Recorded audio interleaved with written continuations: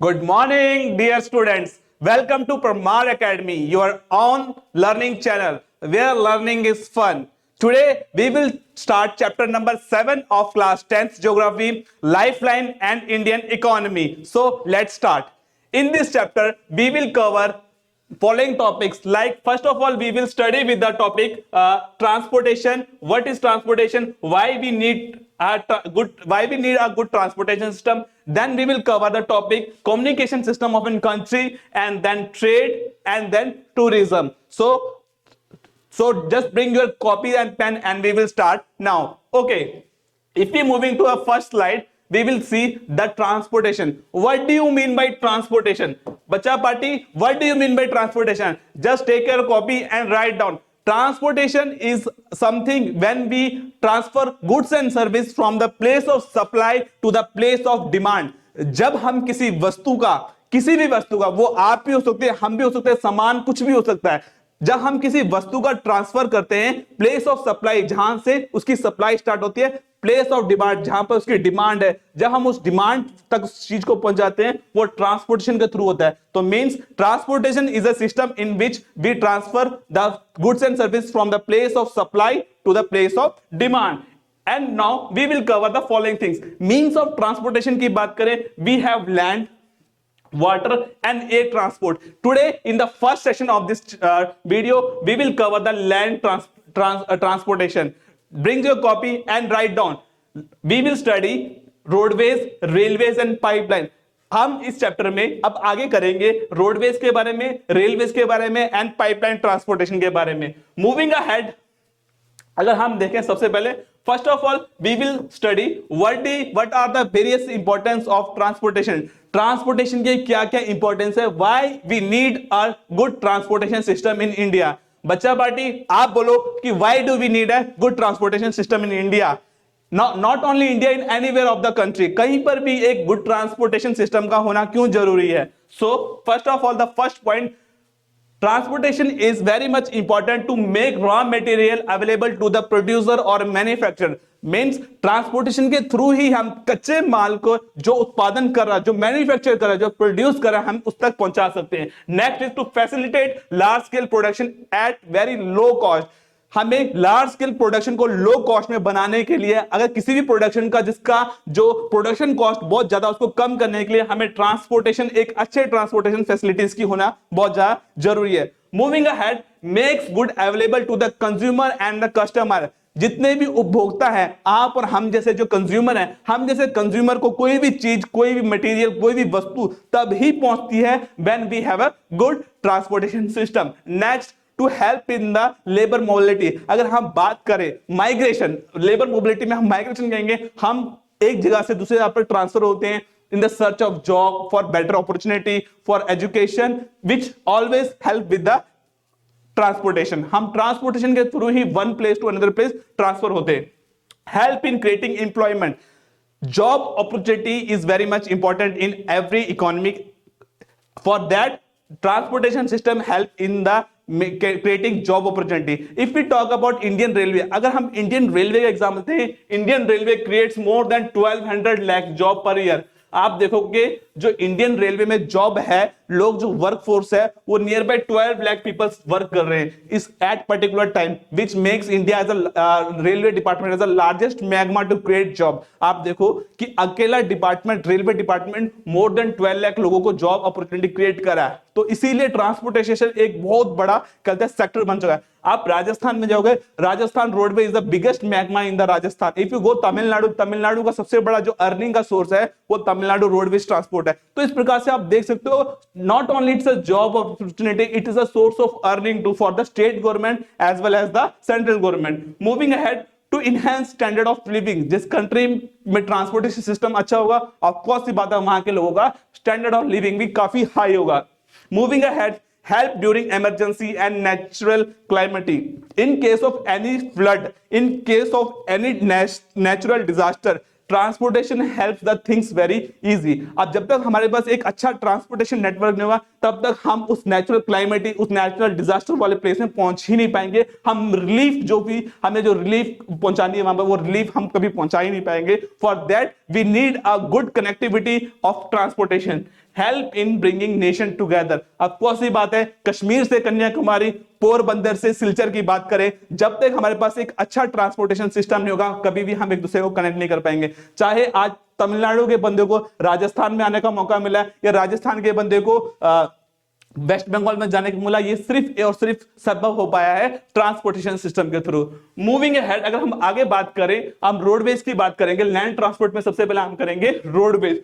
Why do we need a roadways, हमें roadways की बात क्यों चाहिए, हमें रोड वे को इस्तेमाल क्यों करना है, what are the importance of roadways. First of all हम रोडवेज की थोड़ी हिस्ट्री की बात करेंगे। अगर हम इंडिया की बात करें, if we talk about India, the first road was build by the Sher Shah Suri in the 15th century. 15th century में महाराजा शेरशाह सूरी जो मुगल रूलर थे, उन्होंने फर्स्ट रोड नेटवर्क बिछाया था पेशावर टू चिटगांव, वेस्ट बंगाल। हम इसको थोड़ा सा मैप में शो करके दिखाते हैं। Just wait for a minute बेटा, just open your copies, yes, just open your copy and draw a map of India. Okay, yes, if you draw a map of India, you will find where is it is.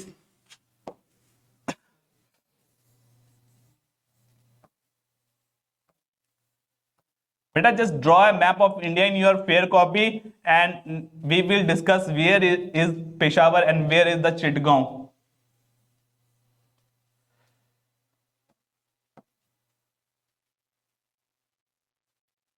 Okay, Peshawar is located in Pakistan. Pakistan में पेशावर एक शहर है। पेशावर से एक road निकलती थी, एक road network निकाला गया था शेरशाह सूरी द्वारा। ये 15th सेंचुरी में इंडिया, पाकिस्तान, बांग्लादेश सारे एक ही कंट्री था। लेकिन अब आफ्टर 1947 इंडिया का पार्टीशन हो गया, तो पाकिस्तान एक अलग नेशन बन गया। पेशावर यहाँ पर है। पेशावर से एक सड़क निकलती थी, एक रोड बनाया था अमृतसर के थ्रू दिल्ली को कनेक्ट करते हुए, लखनऊ, कानपुर से होते हुए, कलकत्ता को होते हुए ये जाती थी पाकिस्तान। ये बांग्लादेश के एक शहर है चिटगांव, एक पोर्ट सिटी है। पोर्ट सिटी पाकिस्तान में, बांग्लादेश का जो चिटगांव है, ये पोर्ट सिटी है, इसको कनेक्ट करता है। इस रोड का नाम है, जो आज प्रेजेंट में इसको हम कहते हैं जीटी रोड। कौन सा रोड कहते हैं? GT road. इसका एक वन मोर नेम, इसको एक और नाम से भी कहते पहचाना जाता है, और वो है आपका शेरशाह सूरी मार्ग। Sher Shah Suri Marg because it was created by the Maharaja Sher Shah. So moving ahead, हम अगर स्लाइड की तरफ चलते हैं, टॉपिक की तरफ चलते हैं, तो हम देखेंगे आगे। Yes, okay, yes, a number of road was built during the Mughal rulers. Sher Suri built the Grand Trunk Road, which is known as the Sher Suri Marg, connecting Chittagaon of Bangladesh to Peshawar in Pakistan. जो पेशावर से पेशावर के पाकिस्तान को चिटगांव और बांग्लादेश से connect करता है। Now अब इस रोड पे टोटल कंट्रोल जो है इंडियन गवर्नमेंट का। अब ये रोड पंजाब के अमृतसर सिटी से लेके वेस्ट बंगाल के कलकत्ता सिटी को कनेक्ट करता है। Moving ahead, अगर if we talk about the length of the road, India has 2.3 million kilometer of road network, which makes India as one of the largest roadway network country in the world. Moving ahead, अगर हम इससे आगे बढ़े, we have a different kind of roadway network in India. The types of roadway we have, the first one is national highway. National highway connects one state from another state. एक state को, एक राज्य को दूसरे राज्य से जोड़ने का काम करती है national highway. India has about 65,000 kilometre of national highway. आज at present we have more than 65। ये जो डाटा है बेटा, ये 2004 का है। आपके बुक्स में ये वेरी करेगा, अलग अलग बुक में, जैसे जैसे आपने ज्योग्राफी की बुक ली होगी 10th क्लास की, आपको उसमें फिगर अलग रहेगा। और हर रोज एक न्यू रोड क्रिएट होता है। सरकार, गवर्नमेंट हर रोज एक नई सड़कें बनाती है। तो ये अप्रोक्सीमेटली फिगर है। फिगर में भी change from the book to book. अगर आप अलग अलग पब्लिशर्स की बुक लोगे तो आपको अलग अलग फिगर मिलेगा। अप्रोक्सीमेटली इंडिया है 65,000 kilometer of national highways, which is nearby 2% of the total road network of India. India के total road network का 2% है, and which have the traffic of 40% of the total movement of goods and services. जो total goods and services का movement है, वो 40% जो है वो national highway के थ्रू carry out होता है। अगर हम इसकी कंस्ट्रक्शन की बात करें कि ये कौन सी डिपार्टमेंट है जो नेशनल हाईवे को बनाता है, the national highway has been constructed by national highway authority of India which is autonomous body under ministry of transport government of India. Bharat सरकार के मिनिस्ट्री ऑफ ट्रांसपोर्ट के अंतर्गत एक संस्था आती है national highway authority of India, जिसका काम है रोड को कंस्ट्रक्ट करना, मेंटेन करना। Okay, got my point. अब इससे क्वेश्चन जीके का रेज होता है, who is the transport minister of India? India के ट्रांसपोर्ट मिनिस्टर कौन है? तो answer is 5 4 3 2 1। Yes, the correct answer is Nitin Gadkari. Nitin Gadkari is the transport minister of India. Moving ahead, अगर हम बात करें स्टेट हाईवेज की बात करें, इसका मेंटेनेंस, इसका रखरखाव, इसका सारा जो खर्चा है वो कौन एस्टैब्लिश करता है? स्टेट गवर्नमेंट करती है। मेंटेनेंस का सारा काम स्टेट गवर्नमेंट करता है। दे आर कंस्ट्रक्टेड, ये इसलिए बनाया गया ताकि they can connect the state by the nearby districts। जितने भी नियरबाई डिस्ट्रिक्ट हैं उनको स्टेट कैपिटल से कनेक्ट करने के लिए स्टेट हाईवे बनाया गया है, और इसका जो भी रखरखाव है, जो मेंटेनेंस है, वो करती है स्टेट गवर्नमेंट। अब आपको एक मैं डिफरेंस बताता हूं, नेशनल हाईवेज में जितने भी टोल नाकाज है, जितने भी टोल टैक्सेस हैं, जहां पर आप टैक्स पे करते हो, अपने व्हीकल लेके जाते हो, तो नेशनल हाईवे पे जो भी टैक्स है वो कलेक्ट करती है NHAI, national highway authority of India. जबकि हम स्टेट हाईवेज की बात करें, जो भी टैक्स कलेक्ट होता है, जो भी टोल नाका कलेक्ट होता है, वो सारा स्टेट गवर्नमेंट के पास जाता है और ये सेंट्रल गवर्नमेंट के पास जाता है। Moving ahead, we have a village road. अगर हम विलेज रोड की बात करें, village road are constructed to connect the village by the nearby city. गांव के छोटे छोटे गांव को पास के बड़े शहरों से, तहसील से और डिस्ट्रिक्ट के साथ कनेक्ट करने के लिए हम विलेज रोड का इस्टेब्लिश करते हैं। प्रधानमंत्री मनमोहन सिंह ने एक स्कीम चलाई थी, ग्रामीण सड़क योजना। ग्रामीण सड़क योजना का मेन पर्पस ये था कि ग्राम को आपके नियर बाय जो सिटीज हैं उनके साथ जोड़ा जाए। Moving ahead, we have a border road. Border road का इंपॉर्टेंस एक अलग ही है। Border road are created to connect the border area with the military base. जितने भी मिलिट्री बेस है, मिलिट्री बेस से बॉर्डर एरिया को तुरंत से तुरंत कनेक्ट किया जाता है, ताकि in the war time, war के टाइम पे जो भी whatever the aids we need, we have transport easily, ताकि हम उन चीजों को इजिली ट्रांसपोर्ट कर सके। ठीक है, इसका मेंटेनेंस करती है BRO, बॉर्डर रोड ऑर्गेनाइजेशन। कभी के बार अगर आप कभी ट्रैवल करोगे तो आपने देखा होगा एक सिंबल बना होगा, जिस पर अगर बॉर्डर वाले एरिया में आप कहीं पर ट्रैवल कर रहे हो, आपको ऐसा सिंबल मिलेगा। ये इनका सिंबल है, बॉर्डर रोड। ये ब्लू कलर का होगा, ये इसके नीचे लिखा होगा BRO, border road organisation, which control by the Indian army. Indian army के अंतर्गत ग्रिप एक डिपार्टमेंट है, वो इस पे रखरखाव करती है इस रोडवेज का। गॉट माय पॉइंट बेटा? Just write down this all points and have a screenshot for better learning. Okay, now moving ahead. Yes, now in India we have a new type of roadways which is called express highway. Express highway, आपने सुना ही होगा express highway. These are 6 lane roads. 6 lane road. अगर हम बात करें कि ये इतने फेमस क्यों हैं, हमारे इंडिया में अभी जो कंस्ट्रक्शन है एक्सप्रेस वेज का बहुत ही कम है, लेकिन we are getting improving day by day. हम अपने आप को इंप्रूव कर रहे हैं। इंडिया में बहुत सारे नेशनल एक्सप्रेस हाईवेज है, जिसका मेन पर्पज है रोड में ट्रांसपोर्टेशन की स्पीड को इंक्रीज करना और गुड्स एंड सर्विस को जहां पर डिमांड है जल्दी से जल्दी पहुंचाना। They are highways of 4 to 6 lanes। हम बात करेंगे 4 to 6 lanes की, for a long distance fastest moving, long distance और फास्टेस्ट मूविंग, ताकि जल्द से जल्द हम अपने साधन को, अपने सामान को, अपने वस्तु को, गुड्स एंड सर्विस को पहुंचा सकें between one part of the country to the another part. Okay, the expressway national highway about 14,846 kilometer of national highway will be constructed in 1999 to 2007। अगर हम एक्सप्रेस हाईवे की बात करें 1999 से लेकर 2007 के बीच में हमारे पास near by 14,846 kilometre of national highway हमने कंस्ट्रक्ट किया था। These roads are named as golden quadrilateral, north south east west coordinators. अगर हम बात करें जो 4 इंपॉर्टेंट जो एक्सप्रेस हाईवेज इंडिया में कंस्ट्रक्ट किया है, जिसका मेन पर्पस है गुड्स एंड सर्विस को फास्टेस्ट मूविंग करना, तो ये हमारे पास इंडिया में आता है। सबसे पहला आता है गोल्डन कोऑर्डिनेटर्स, जिसको हम हिंदी में कहते हैं स्वर्णिम चतुर्भुज, which connect the 4 major cities of India, Delhi, Mumbai, Chennai, Kolkata, which is approximately 5,846 kilometer. And the second one is north south and east west coordinator, which connects Srinagar to Kanyakumari and Silchar to Porbandar with 7,300 kilometer area. Okay, now we will study this in a map. Okay, just wait for a minute beta. Yes, you can take screenshot of this for better learning. Okay, moving ahead, if it अगर हम map में इसको locate करें, just wait for a minute. Yes, okay.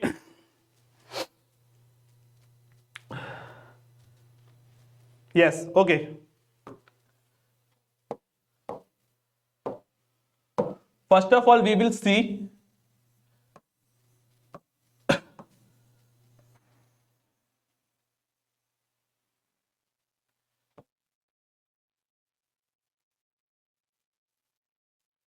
first of all we will study about the golden quadrilateral Swarnim Chaturburma, which connects from Delhi to Mumbai via Agra, Jaipur, Bharatpur, Savai Madhopur, Nimich to Mumbai, and then Mumbai to via Pune, Bangalore, Chennai, and then Chennai to Vishakhapatnam via Vishakhapatnam, Bhubaneswar, Calcutta, and then Calcutta to Delhi. Again, this figure is as like a quadrilateral, तो इसीलिए इसका नाम रखा है golden quadrilateral road.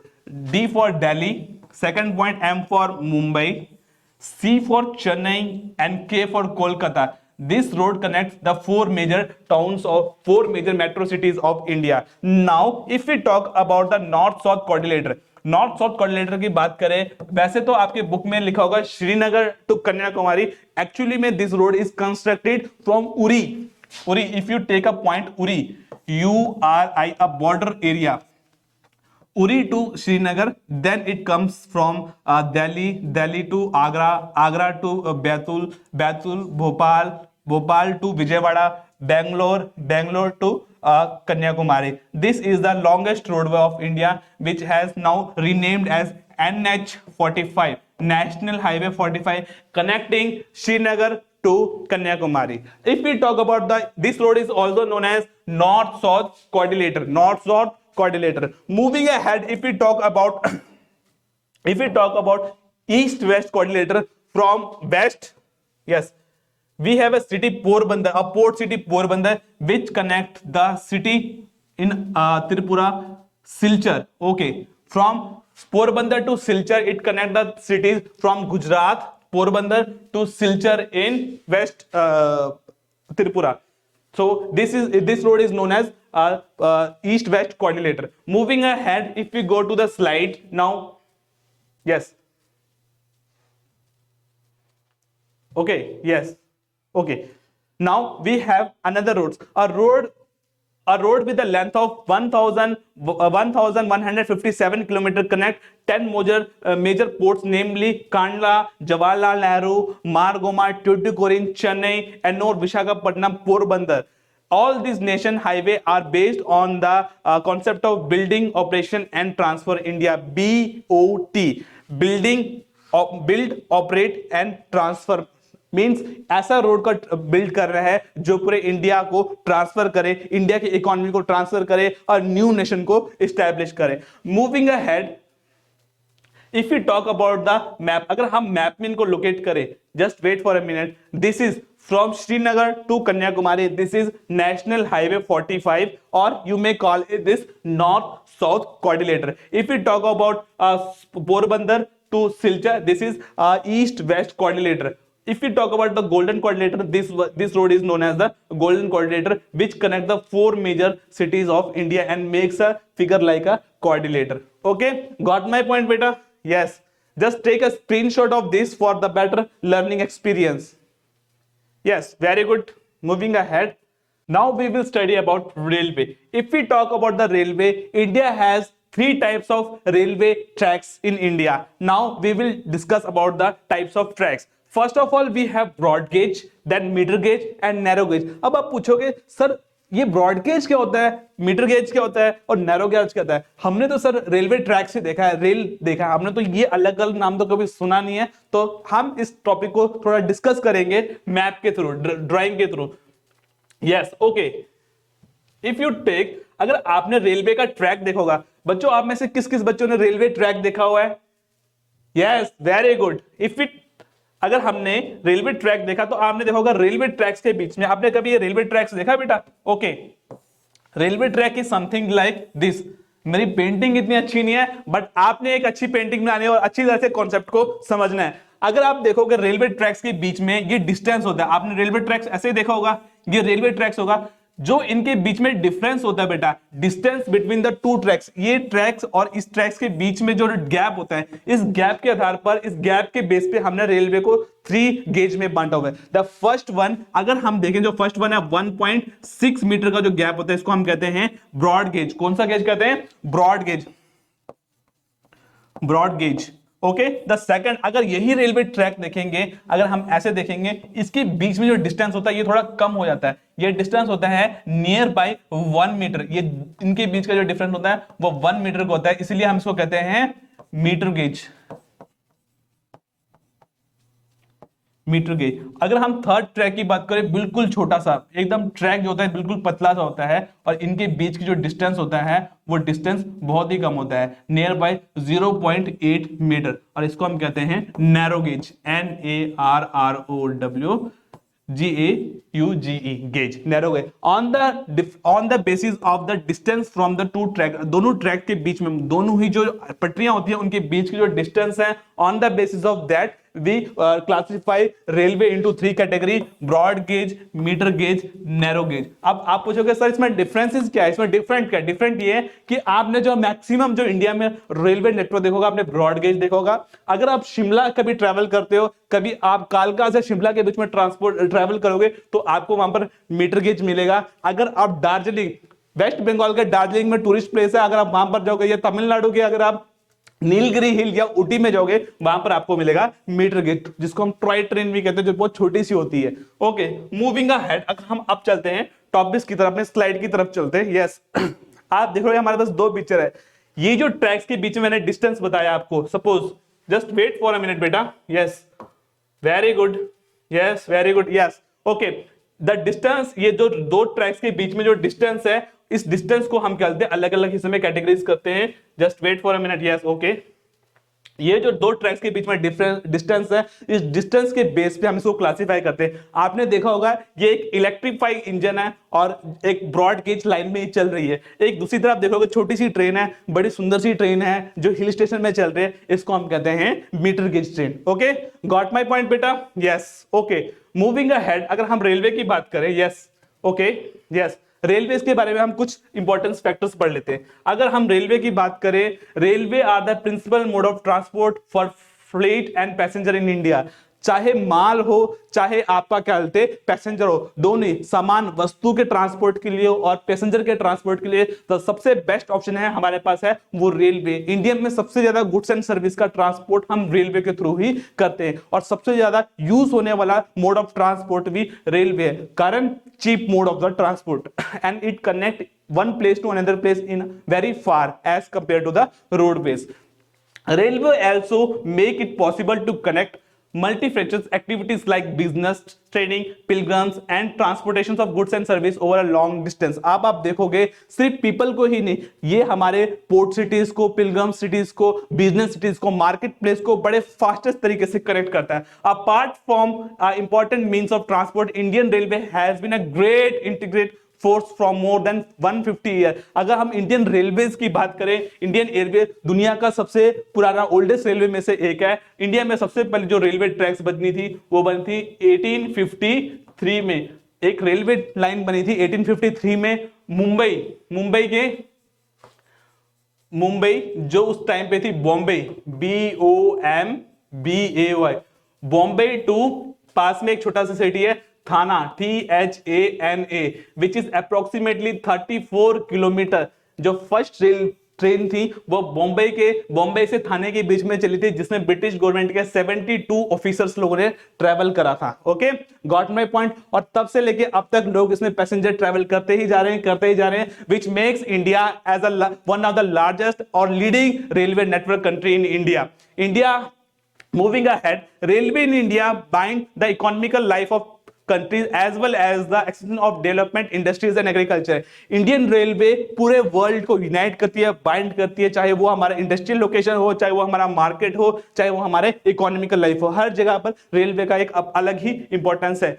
अगर हम railway network की बात करें, Railway network, the Indian Railway have a network of 7,031 stations spreading all over the leading route and having 63,221 kilometer of the total railway network, which is approximately the world second, the Asia's second largest railway network and the sixth largest railway network in the world. Moving ahead, Indian Railway has been further classified into the 16 division और 16 zone. Indian railway को हमने 16 zone में classify किया, divide किया हुआ है. अगर हम नॉर्दर्न जोन की बात करें, तो हमारे पास दिल्ली है, जो दिल्ली है हमारा नॉर्दर्न जोन का हेडक्वार्टर्स है.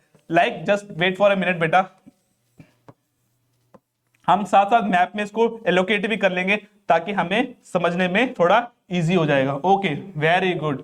यस बच्चा बाटी, आपने साथ साथ मैप में भी इसको लोकेट करना है. नॉर्दर्न जोन, जो नॉर्दर्न जोन उसका हेडक्वार्टर कहां पर है? दिल्ली में. जितना भी नॉर्थ इंडियन का रेलवे उसका सारा मॉनिटरिंग दिल्ली हेडक्वार्टर से होता है. ओके, सेकंड वन इज आप करेंगे, फिर नॉर्थ के बाद सीधा हम साउथर्न चले जाते हैं. साउथ में चेन्नई सेंट्रल स्टेशन को कहते हैं हेडक्वार्टर बनाया है साउथर्न जोन का. अगर हम ईस्ट जोन की बात करें तो ईस्ट जोन में आपके पास है कोलकाता में है हुबली. आपका जो कोलकाता में हावड़ा स्टेशन है वो पूरा कंट्रोल करता है आपके नॉर्थ ईस्टर्न साइड के रेलवे को. अगर वेस्ट साइड की बात करें, हमारे पास वेस्ट साइड में मुंबई छत्रपति शिवाजी टर्मिनल और जो सेंट्रल रेलवे है मुंबई टर्मिनल, जो मुंबई सेंट्रल स्टेशन है वो कनेक्ट करता है, वो मॉनिटर करता है पूरे रेलवे नेटवर्क को नॉर्थ ईस्ट के. इसके अलावा हमारे पास नॉर्थ ईस्ट में गोरखपुर, नॉर्थ वेस्ट में जयपुर, साउथ वेस्ट में कोलकाता, साउथ ईस्टर्न में हुबली. अब बेटा कंफ्यूज नहीं होना, यहां पर कोलकाता दो बार लिखा है. आप ये कहोगे सर कोलकाता दो बार लिखा है, हाउ? एक ही स्टेशन दो जगह को कैसे कनेक्ट मॉनिटर करता है? यहां पर कोलकाता का हावड़ा स्टेशन हो जाएगा और यहां पर हो जाएगा Kolkata normal, Kolkata junction. Same यहां पर मुंबई है और मुंबई दो बार मुंबई है. यहां पर मुंबई का छत्रपति शिवाजी टर्मिनल है और यहां पर रहेगा मुंबई सेंट्रल स्टेशन जो इसको हैंडल करता है. उसके बाद साउथ वेस्ट का हुबली, नॉर्थ सेंट्रल का इलाहाबाद, साउथ सेंट्रल का सिकंदराबाद, ईस्टर्न सेंट्रल का हाजीपुर, वेस्टर्न सेंट्रल का जबलपुर, नॉर्थ ईस्टर्न फ्रंटियर का गुवाहाटी, साउथ ईस्टर्न का बिलासपुर, ईस्टर्न सेंट्रल का Bhubaneswar and last Kolkata metro, जो इंडिया का सबसे ओल्डेस्ट मेट्रो है उसको मॉनिटर करता है कोलकाता मेट्रो. ओके, तो ये इंडिया के 16 जोन है जो इंडियन रेलवे को मैनेज करता है. सारा जो नेटवर्क है, कितना ट्रैक का इंप्रूवमेंट है, कौन सी ट्रेन कहां पर चले, इस जोनों में डिवाइड किया गया. फर्दर इन जोन्स को अलग अलग डिवीजन में डिवाइड किया गया. ओके, मूविंग अहेड, अगर हम नेक्स्ट चले, यस ये आपके पास एक माइंड मैप बना हुआ है, आप इसकी स्क्रीनशॉट ले सकते हो for better learning experience. Okay, Indian railway is divided into 16 zones. The distribution of railway network in a country has been largely influenced by the physiography, economical and administration factor. अगर आप Indian railway की बात करेंगे, Indian railway का जो network है वो सबसे पहले हमारे रिलीफ फीचर लैंड पे फोकस करता है, क्योंकि जिस प्रकार का लैंड जहां पर होगा उस जगह पर रेलवे नेटवर्क उतना ही ज्यादा होगा. अगर हम बात करें नॉर्थ ईस्टर्न पार्ट की या आप जम्मू एंड कश्मीर स्टेट्स की बात करें, वहां पर हमारा रेलवे नेटवर्क इतना डेवलप नहीं हो सका क्योंकि माउंटेन और हिल रीजन के कारण वहां पर हम इतनी अच्छी तरह से करवा नहीं पाए. The northern plain with the vast level of land, high population density and rich agricultural resource provide the most favorable condition for the railway. अगर हम northern plain की बात करें, आपका पंजाब, हरियाणा, उत्तर प्रदेश, मध्य प्रदेश, गुजरात, छत्तीसगढ़, झारखंड, बिहार, साउथ इंडिया की अगर बात करें, तेलंगाना, आंध्र प्रदेश, कर्नाटका, केरला एंड तमिलनाडु, इन स्टेट्स में आपको रेलवे नेटवर्क बहुत स्ट्रांग मिलेगा, बहुत हाई मिलेगा आपको यहाँ पर, क्योंकि ये हमारे वो स्टेट्स है जहां पर पॉपुलेशन भी अच्छी है और रिसोर्स भी अच्छे हैं, एग्रीकल्चर डेवलपमेंट भी है, ओवरऑल इकोनॉमिकल ग्रोथ यहाँ पर काफी अच्छी है, इसलिए यहाँ पर रेलवे नेटवर्क भी हमारे पास बहुत ही स्ट्रांग है. अगर हम नॉर्थ ईस्टर्न स्टेट्स की बात करें, नॉर्थ ईस्टर्न स्टेट में हमारे पास हिल एरिया, अगर नॉर्दर्न पार्ट ऑफ इंडिया की बात करें, जम्मू कश्मीर, हिमाचल प्रदेश, उत्तराखंड या फिर हम सिक्किम या नॉर्थ ईस्टर्न के 7 सिस्टर स्टेट्स की बात करें, तो वहां पर रेलवे नेटवर्क इतना स्ट्रांग नहीं है. मेन कारण है जो उसका मेंटेनेंस है, उसका जो कंस्ट्रक्शन है वो बहुत हार्ड वर्क है. But Indian government is all have the all capability to build the railway in the future. हमारा फ्यूचर में शायद वहां पर भी रेलवे कनेक्ट हो जाएगा. Moving ahead, yes if you talk about the various factors, हम अलग अलग फैक्टर्स की बात करेंगे, कहां पर कौन कौन से ऑब्स्टेकल्स हैं जो रेलवे नेटवर्क कंस्ट्रक्शन में बाधाएं बनती हैं या ऑब्स्टेकल्स के रूप में आती हैं। तो first of all, how are a large number of rivers requires construction of bridge across the wild bed pose some of the obstacles in the hilly terrains the peninsular regions railway tracks are lead to grow a low hill gap और tunnel. अगर आप बात करोगे जहां जहां पर बड़े बड़े मेजर रिवर्स है, रिवर्स के ऊपर ब्रिज बनाना का कंस्ट्रक्शन एक बहुत बड़ा हमारे लिए चैलेंजेस है। अगर हम माउंटेन या हिल स्टेशन की बात करें, वहां पर रेलवे ट्रैक को कंस्ट्रक्ट करना ही एक बहुत बड़ा चैलेंज है गवर्नमेंट के सामने, ये कंस्ट्रक्शन कंपनी के लिए। इसके अलावा जगह जगह पर आप देखोगे गैप मेंटेन कर, गैप बनाना। इसके अलावा सेकंड अनदर थिंग्स, आप माउंटेन्स के बीच में आप देखोगे टनल्स बनाना एक बहुत बड़ा कहते हैं रिस्की काम होता है, जो इन्वायरमेंटल फैक्टर से भी हम कंसर्न करते हैं। तो इसीलिए ये बहुत ही इंपॉर्टेंट बन जाता है कि हमारे पास रेलवे का जो डेवलपमेंट है वो हिल स्टेशन में बहुत कम है। अगर हम करें हिमालयन रीजन्स की, वहां पर अनफेवरेबल कंडीशन, हिमालयन रीजन्स में या किसी भी माउंटेन रीजन में अनफेवरेबल कंडीशन के कारण वहां पर क्या है, जो रेलवे नेटवर्क है वो काफी कम है। अगर हम बात करें इन स्टेट्स में, छत्तीसगढ़, झारखंड, ओडिशा, इन स्टेटों में रेलवे नेटवर्क का स्ट्रांग होने का मेन कारण है क्योंकि रॉ मटेरियल, वहां पर availability of raw material vast amount में है, तो इसीलिए वहां पर रेलवे का नेटवर्क भी उतना ही ज्यादा स्ट्रांग है। Moving ahead, it has faced a number of problems such as a sinking of track in some stretch and the landslide. आप देखोगे जो लैंडस्लाइड है या भूस्खलन जिसको हम कहते हैं माउंटेन एरिया में, हिल एरिया में, ये एक प्रॉब्लम, मेजर प्रॉब्लम के रूप में नेचुरल डिजास्टर पे किसी का जोर नहीं है। ये जो नेचुरल डिजास्टर है जिस कारण से हमारे ट्रैक्स बहुत ज्यादा खराब होते हैं, तो ये भी एक कारण हो सकता है कि हम माउंटेन एरिया में रेलवे नेटवर्क को इतना स्ट्रॉन्ग से नहीं करें।